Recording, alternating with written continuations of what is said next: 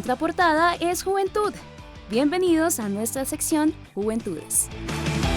Hola, ¿cómo están? Mi nombre es Michael Tupaz, miembro de la plataforma creativa de Memorias, Verdades y Resistencias Marginarios. Les hablamos desde la ciudad de Cali. El día de hoy para comentar un poco de la conmemoración de los 6 años de las grandes manifestaciones realizadas en el paro nacional del 21 de noviembre del 2019.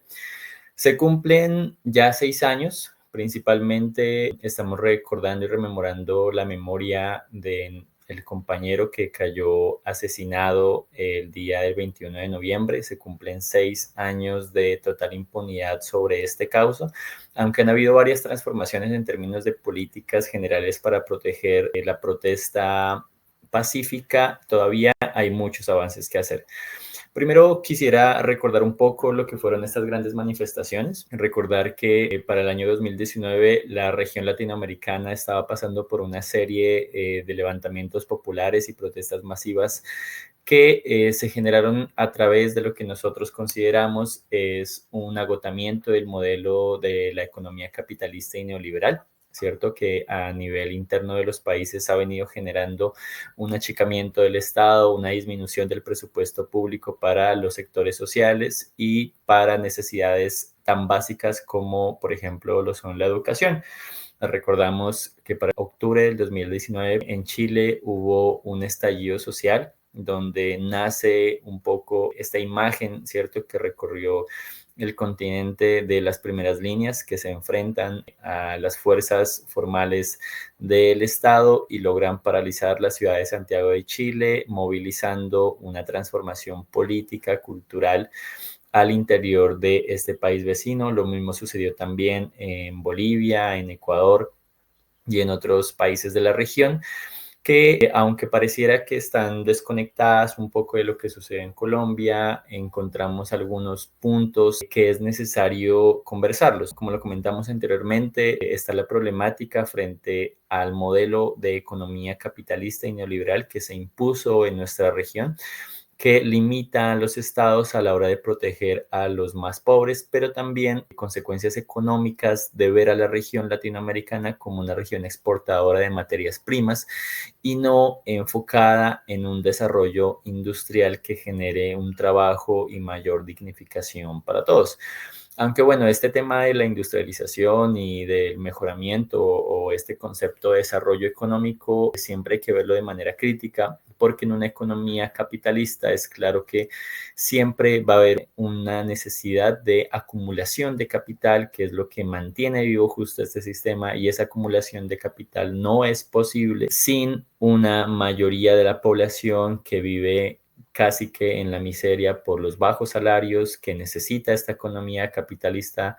globalizada, sino también por la ausencia de un Estado fuerte en su capacidad para brindar servicios básicos a la comunidad, como son la salud, como es la educación, como el acceso a bienes también y servicios necesarios para la vida cotidiana. Entonces, frente a todo este contexto regional, es necesario también ver el contexto nacional que estamos viviendo para noviembre, para este último semestre del 2019, que está enmarcado, por un lado, de la llegada al gobierno en el año 2018 de Iván Duque, que venía del partido fundado por el expresidente Álvaro Uribe Vélez, que ha sido condenado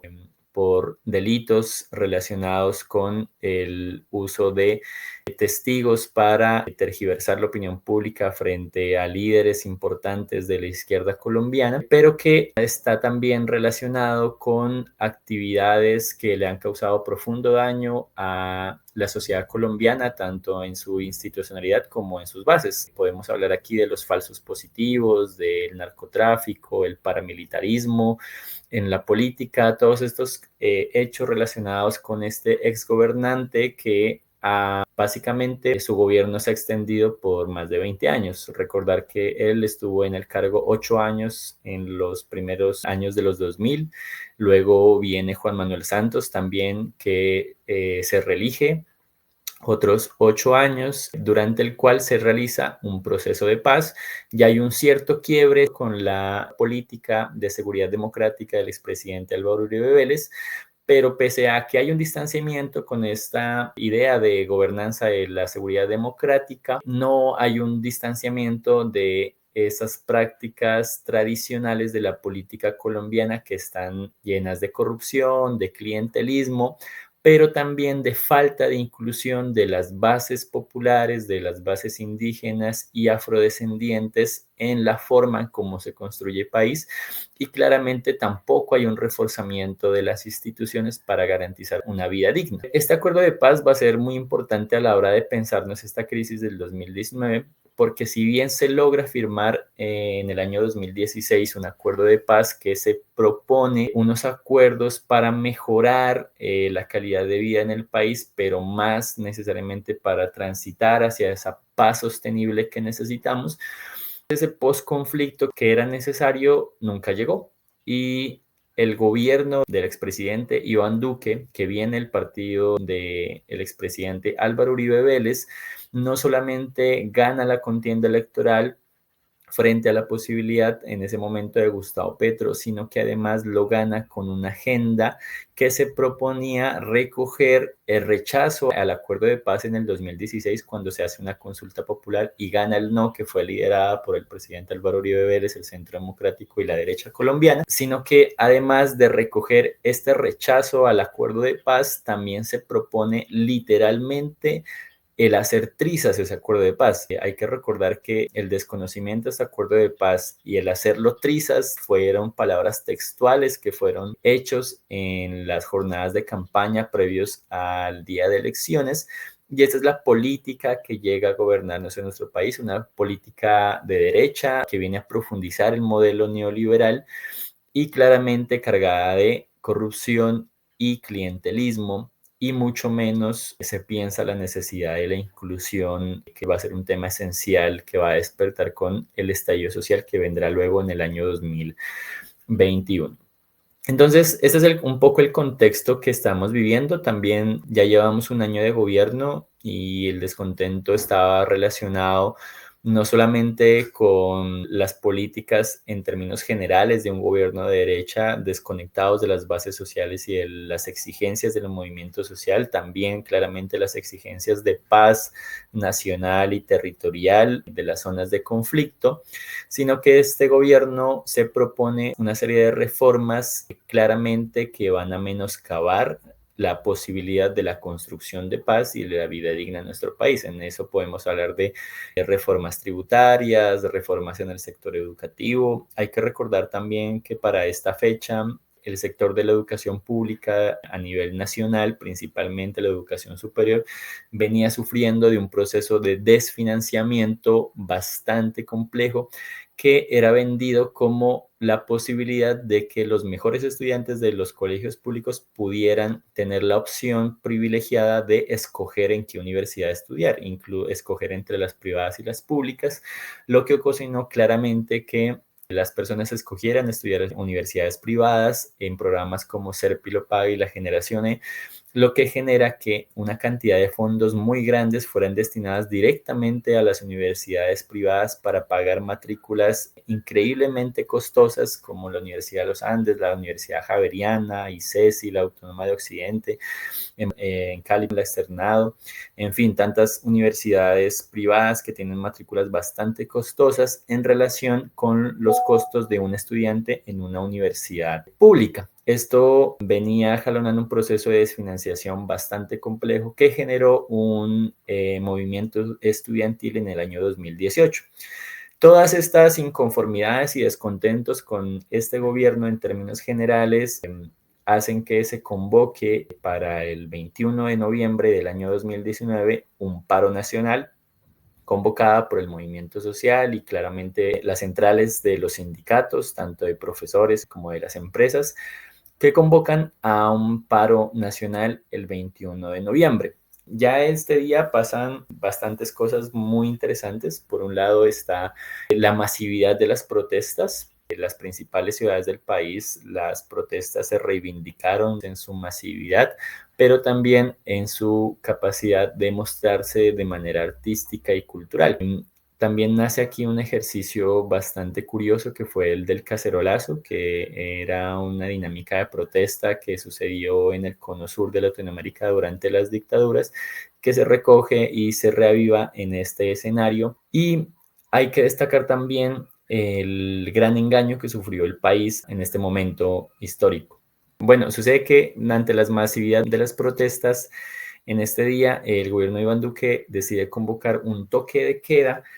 pero lo más curioso no solamente es este ejercicio de convocar un toque de queda para tratar de minar la gran movilización que se estaba dando durante ese día, sino que adicional comienza a generarse un rumor por las redes sociales y los grupos de WhatsApp a nivel nacional y de manera masiva que hay un sector popular que está dispuesto a meterse en las unidades residenciales a causar actos de violencia en contra de la población. Esto es de mayor importancia y relevancia a la hora de hacer memoria porque al otro día de este suceso pues el país despierta con una sensación de haber sido engañado y no solo una sensación, ya hoy está comprobado que fue un engaño masivo a nivel nacional en el que se usó el terror y el miedo de la población contra las clases populares. Esto es importante aclarar porque este rumor que se corrió ese día en relación a que se nos están metiendo, que era la frase con que se le metía miedo a la comunidad, se nos están metiendo, decían videos y habían capturas en diferentes zonas residenciales de Bogotá y Cali, donde se mostraba supuestamente que habían grupos de personas encapuchadas que se estaban entrando a las unidades residenciales a causar actos violentos. Esto causó, de la mano de ese toque de queda, que todas las personas regresaran a sus casas a resguardarse, las calles se convirtieron en un lugar para ser temido y todas las personas pues fueron a resguardarse en sus hogares y durante toda la noche hubo un ejercicio de terror por parte del Estado, porque hasta el momento, pues lo que se ha logrado evidenciar es que esto fue una estrategia del gobierno en ese momento, claramente oculta para manipular la opinión pública y generar una sensación de terror identificando a las clases de los barrios periféricos, populares y empobrecidas de la ciudad como los lugares donde salían estos grupos de personas a hacer estos actos vandálicos. Aquí hay muchísimas acciones violentas, principalmente una violencia simbólica frente a las clases populares, al señalarlas como terroristas, pero este señalamiento también tiene una intención justamente de legitimar la violencia física del Estado a la hora de causar daños y pérdidas de vidas a las personas que se están manifestando de manera pacífica. Esto sucede el 21 de noviembre del 2019 y causó un gran impacto en la capacidad movilizadora de las personas. A los días siguientes, lo curioso es que esta movilización no se detiene, sino que se sigue convocando, las personas siguen saliendo a las calles alrededor esencialmente de la convocatoria a los cacerolazos que se escucha desde dentro de las unidades residenciales, en el centro de las ciudades y recorre a través del aire, pues toda la ciudad y hay una especie de ambiente festivo, pero también de dignidad frente a lo que estaba sucediendo en este país. En el marco de estas protestas se da el asesinato del joven Dylan Cruz. Como lo habíamos mencionado, se cumplen 6 años de total impunidad sobre este caso. Alrededor de este asesinato se prohibió a través de una sentencia el uso de la escopeta, que fue la que le causa la pérdida de vida a Dylan Cruz. Esta escopeta era usada por la policía y lo que en ese momento se llamaba el SMAT. Y ya para cerrar, quisiera comentar dos cosas principalmente alrededor de este ejercicio de memoria. Por un lado están las transformaciones que han habido a nivel de la política y la sociedad en Colombia desde estas manifestaciones. Por un lado, luego de ya pasada el 2020, el 2021, nosotros como organización juvenil que nace en el marco del estallido social y muchas otras más que se han venido movilizando alrededor de la memoria y la exigencia de justicia, sobre las afectaciones que se dieron por parte del Estado en el marco del estallido social, entendemos el 21 de noviembre como el inicio de ese estallido social y hace poco se firmó un decreto presidencial que hace una modificación a un decreto anterior donde se crea un comité de expertos para esclarecer las faltas que cometieron los actores de institucionales en el marco del estallido social que permitieron toda esta violación a los derechos humanos en el marco de estas manifestaciones. De esta manera se han venido insistiendo en que el estallido social tiene una temporalidad entre el 21 de noviembre del 2019 y aproximadamente junio-julio del 2021, pero claramente el momento más fuerte de este estallido social comienza el 28 de abril del 2021 a las 6 de la mañana con la tumbada de la estatua de Sebastián de Belalcázar y se extiende en el tiempo por más de 3 meses de manifestaciones continuas, donde más del 70% de los municipios del país fueron partícipes de estas movilizaciones en rechazo a las políticas neoliberales y claramente al gobierno de Iván Duque en ese momento y también un rechazo, creemos, hacia la derecha que se preocupa más por los intereses que protegen el mercado, que protegen a las élites que siempre nos han gobernado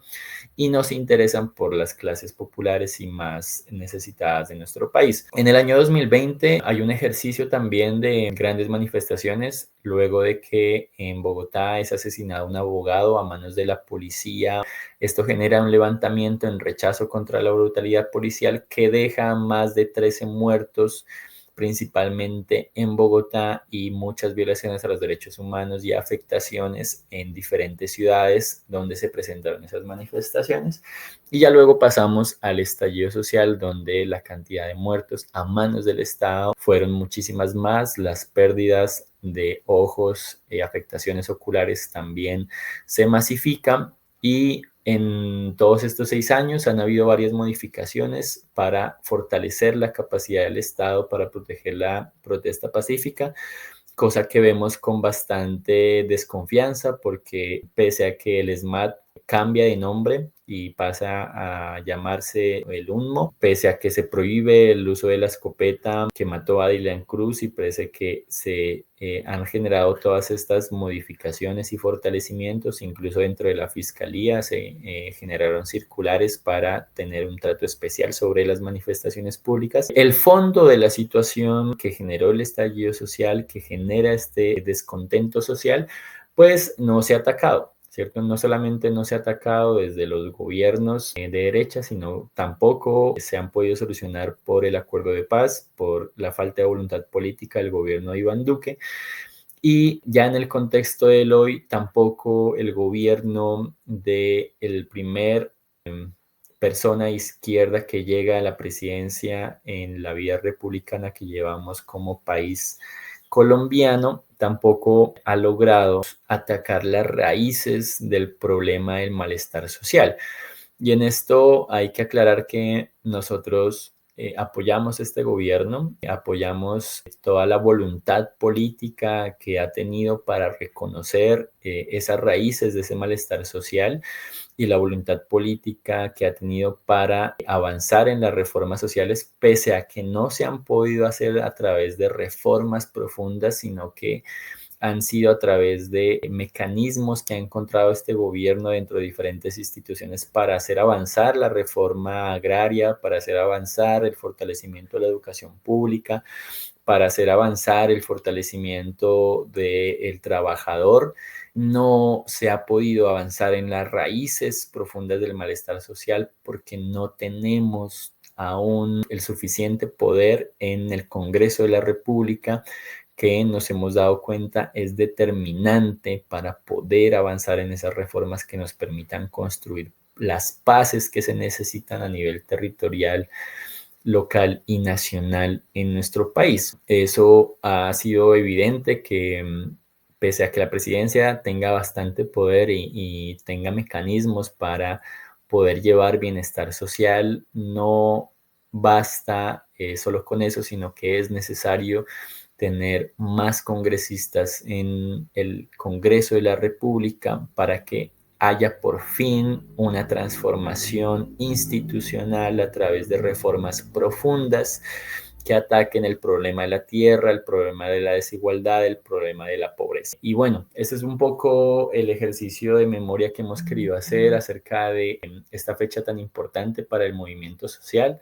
También, por último, reconocer que estas protestas volvieron a poner en el centro al movimiento social, a su capacidad organizativa para movilizar a la sociedad civil en rechazo a las políticas que intentan menoscabar la búsqueda de una vida digna,